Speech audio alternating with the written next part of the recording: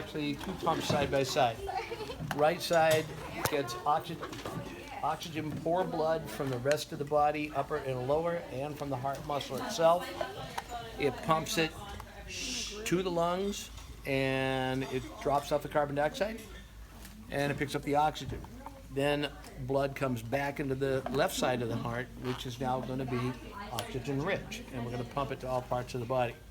So there are three circulations in the heart. There is what we call the systemic circulation, which is between the heart and the rest of the body. There is the pulmonary circulation between the heart and the lungs.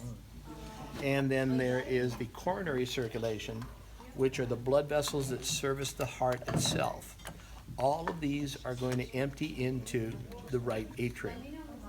So we have the inferior vena cava from the lower part of the body, the superior vena cava from the upper part of the body, and this portion here, which is called the coronary sinus, which are the coronary veins or cardiac veins that bring blood back from the heart muscle into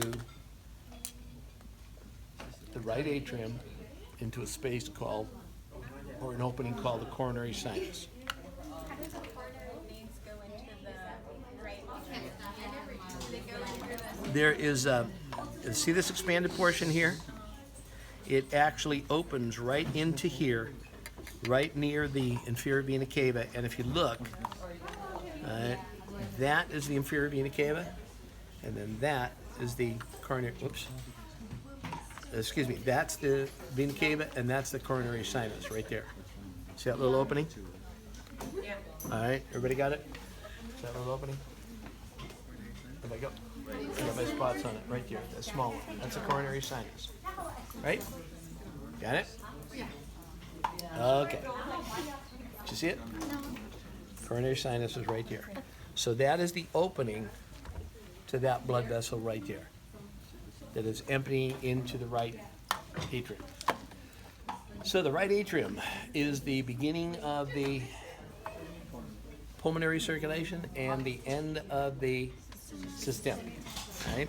So let's stick with some of the external structures here: superior vena cava, inferior vena cava, superior vena cava, and then we have the right and left atria, the right and left ventricles. The right and left ventricles are separated externally by a depression or a sulcus in between the two ventricles, which is called the interventricular sulcus. Internally, the two ventricles are separated by an interventricular septum. Big difference. Sulcus is a depression, septum is an actual wall of tissue between the two ventricles. All right? So, here we are in the right atrium. In the wall of the right atrium, there's a depression, which is a leftover from the fetal circulation, and that is called the fossa ovale. The fossa ovale is what is formerly the foramen ovale. It used to be a hole in the wall of the heart between the right and left atriums. Hole in the wall of the septum there. And that foramen is for what purpose? To shunt or bypass blood from the right side of the heart into the systemic circulation. You want to bypass the pulmonary circulation because the lungs are not working. They're not going to work until the first breath. All right. So let's go from the right atrium through the right AV valve, also known as the tricuspid valve. Tricuspid valve is anchored by these tendon cords called the chordae tendineae, and those are attached to little finger-like muscles called papillary muscles. And what that valve does, it simply opens and closes with a contraction of the atrium and the ventricles to prevent blood from flowing backwards. So we go from right atrium through the AV valve into the right ventricle, and the right ventricle contracts, and when it does, it pumps blood up through this valve, which is at the base of the pulmonary trunk, and so it's called the pulmonary valve. Here's the pulmonary trunk, and a trunk, like a trunk on a tree, gives rise to branches. Left and right pulmonary arteries. Do all arteries carry blood away? Yes. Yes. Do all arteries carry blood, oxygen-rich blood? No. And the exception in the adult heart is the pulmonary trunk and arteries, okay? All right. Now, where are we going from here, from the pulmonary trunk and arteries? To the lungs. What are we going to do? Drop off carbon dioxide, pick up oxygen. We are going to, whoops, thank you. We are going to re-enter the heart via the pulmonary veins. The right and left pulmonary veins are going to empty into the left atrium. Now, what circulation is going to end?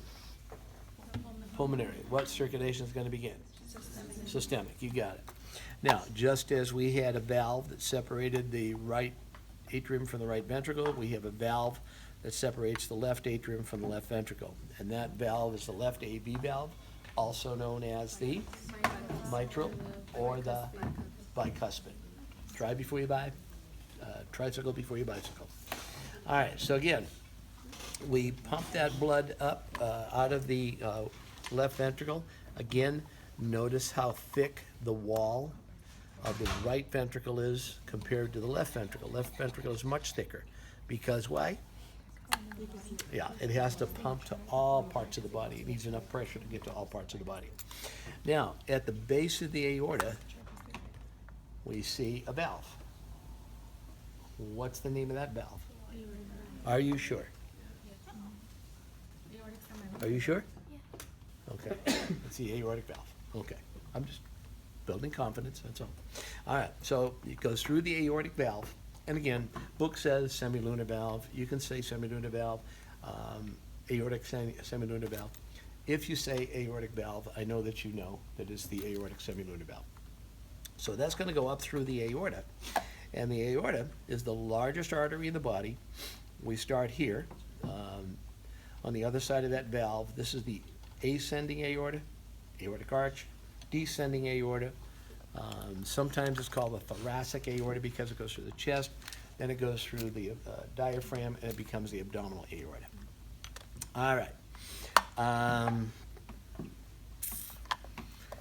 There are two blood vessels at the base of the aorta, the very, very first blood vessels that come up. One is going to be the right coronary artery. This is going to be in a depression or sulcus that separates the right atrium from the left, right atrium from the right ventricle. It's called the right coronary sulcus. It contains the right coronary artery. On the left side, we have this interventricular sulcus, which contains the left coronary artery. These are the first arteries that branch off at the base of the aorta. Okay?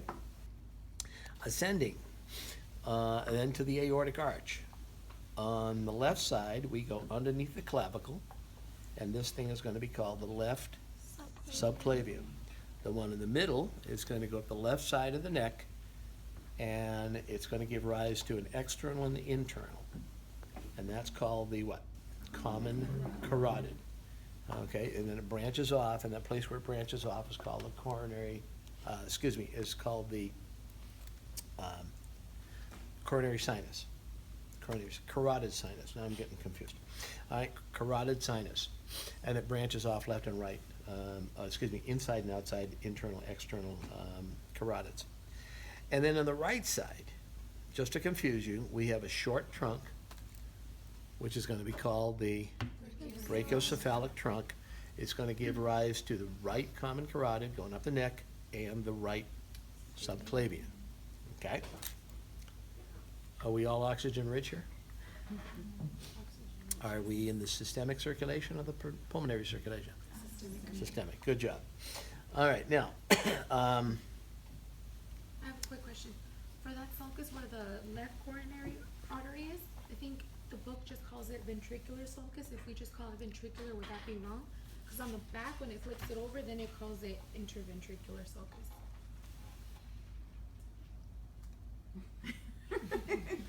you did that just to confuse me?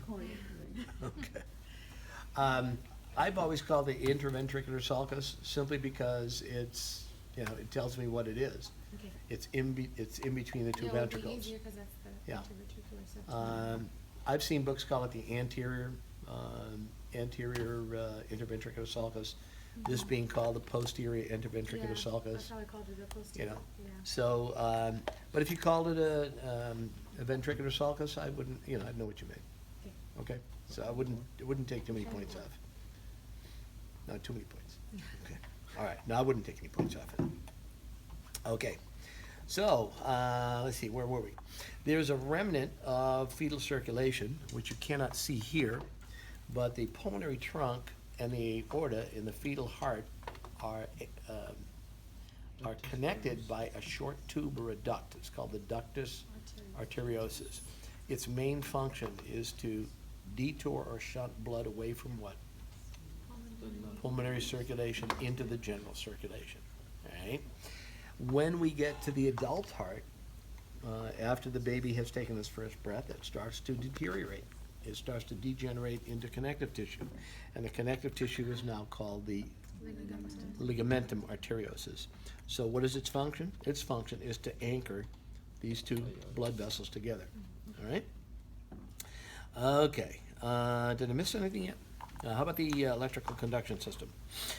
In the wall of the right atrium, there's a little node or cluster of tissue. These are the cells that act as the pacemaker of the heart.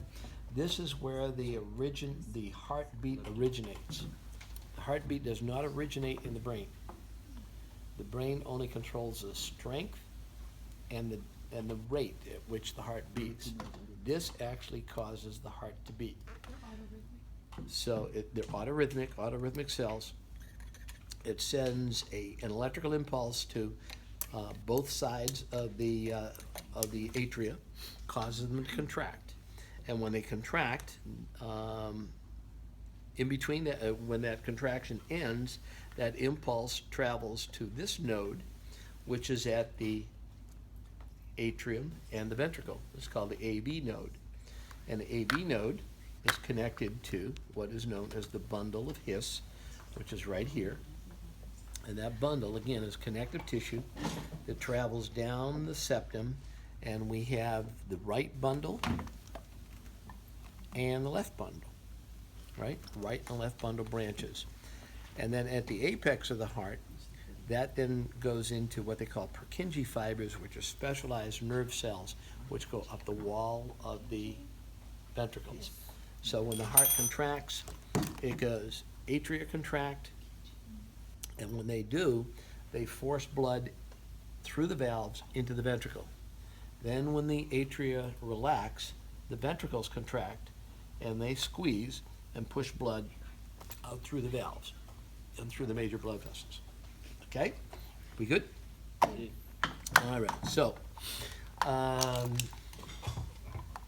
everybody has it down?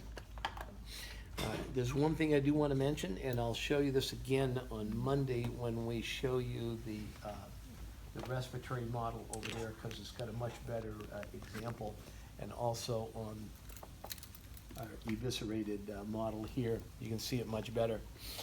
There are two blood vessels that lead into the superior vena cava. So if we start at the palm, we've got let me start at the artery. So from the subclavian artery we go, Sarah, why don't you just kind of move that model over here so everybody can see it? Okay. Okay, and then I can show you better on this one. So we go subclavian, and we're going artery. Subclavian artery, axillary artery, brachial artery, and this was a test question, or a quiz question. Radial and ulnar arteries, palmar arteries, digital arteries. On the way back, digital veins, palmar vein, radial ulnar vein, brachial vein, axillary vein, subclavian vein. Now this is where it gets different. On the way back, that subclavian vein empties into a little short blood vessel called the brachiocephalic vein. And can you see where the jugular comes down from the neck? Sarah. This All one? right, and on the other side too. All right, that's the jugular vein. That's coming back from the brain. The other little blood vessel there underneath the clavicle is the subclavian. All right, see what the subclavian is? Subclavian vein. That's it. So those two join into a short trunk or a short branch called the brachiocephalic vein, which empties into the superior vena cava. All right, let me come on over and bring it out here. So you got one on the right side and you got one on the left side. But these are veins. All right, so here's the subclavian, here's the jugular. Blood is coming back from the arm, coming back from the head, into this little short branch, which is called the brachiocephalic vein. Not to be confused with brachiocephalic trunk, which is an artery. On this side, we've got the same thing. We've got the jugular coming back from the brain, and we've got the subclavian on this side. That is the brachiocephalic vein. It empties into, both of these empty into the superior vena cava. So, right brachiocephalic, left brachiocephalic vein. Okay?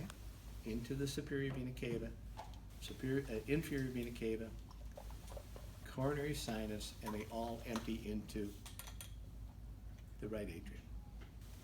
Oxygen poor blood ends the systemic circulation, begins the pulmonary circulation.